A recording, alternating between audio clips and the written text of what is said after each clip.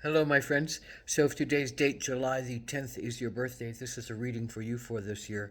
It's a four-card pull, a general energy card for the year, a challenge you might face this year, an action you can take to keep in balance, and an outcome card or a mile marker or signpost card of what is this all about? What is this really talking to you about this year? So, the card for this year is the Bardo. Oh, what is the Bardo? It's that liminal place between this life and the next life. It's that place of beingness that's still touchable, tangible, uh, usable, connectable. It's the place with guides that might want to talk to us. It's the place where we can go, where we can work on our unseen pains and our untalked about pains. It's a place where we can say what we need to say and heal what we need to heal in a place that's safe, in a place that's healing, in a place that's holy and sacred. And what does that look like for everybody?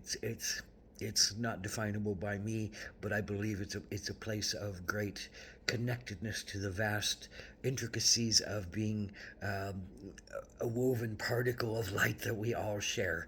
And the Bardo is there that we can go and do our healing work and get our messages and talk to our elders who have left and the ancestors who still have something to say to us and the guides who still think the most sacred and the highest and the holiest for us and for humanity.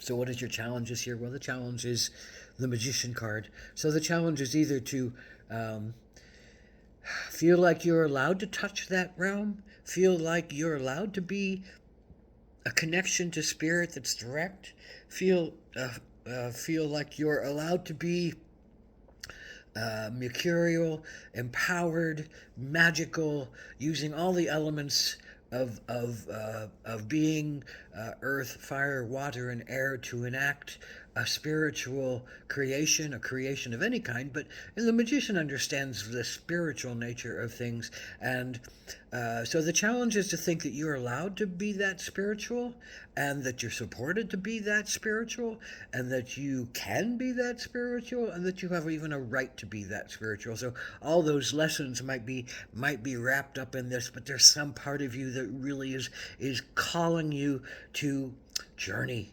Journey to that soul place, journey to that healing place, journey to get your answers, journey to make your connections, journey to talk to your people who have gone and who haven't left but are gone, but they're still available in that realm. So that's your challenge.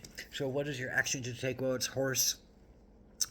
So horse is all about power, but horse is all about movement, and horse increased the movement of the native peoples wherever horse was introduced. It gave great mobility.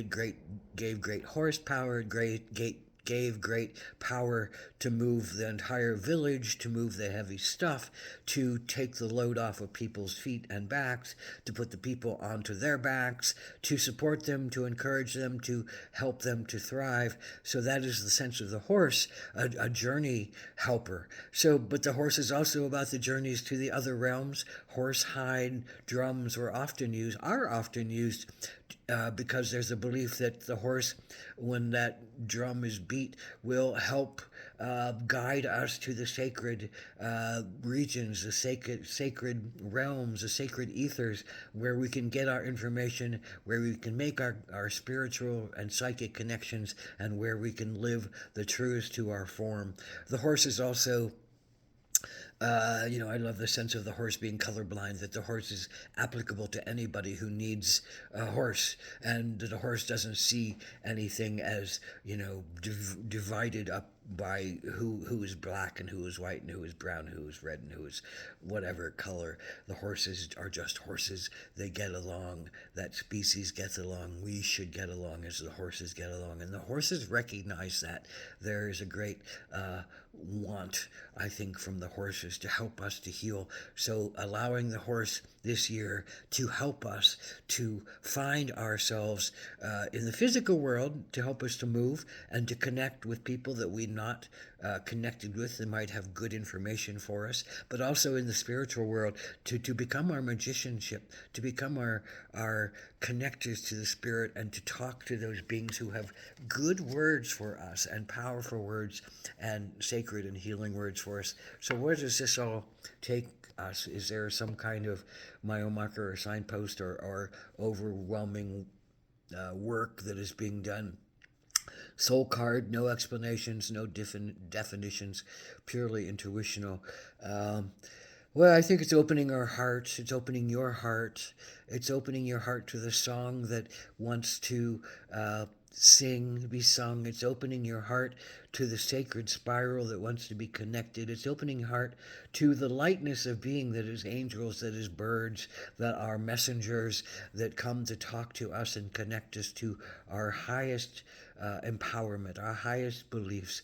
I think the birds are always about messages coming from other realms that are here to help us and here to guide us and here to connect us to something bigger and to bring us trust that we are connected to something bigger and that we are lovable and worthy of receiving these messages, and that we do have a great sense of power and magicianship, and that we can touch the bardo and touch those liminal spaces and receive the words that we can bring back down. The horse will help us bring them back down. The bird will give them to us. The horse will help us bring them back down into physical form. The magician will help us manifest them on the physical realm, and the bardo is where all that information comes from. So may this be a great year of touching the bardo and realizing your power and pulling all of your energies forward for the highest and the holiest, and living and feeling a life of great grace and beauty and ease of flight and connection to spirit. Ahom Takwiyasa.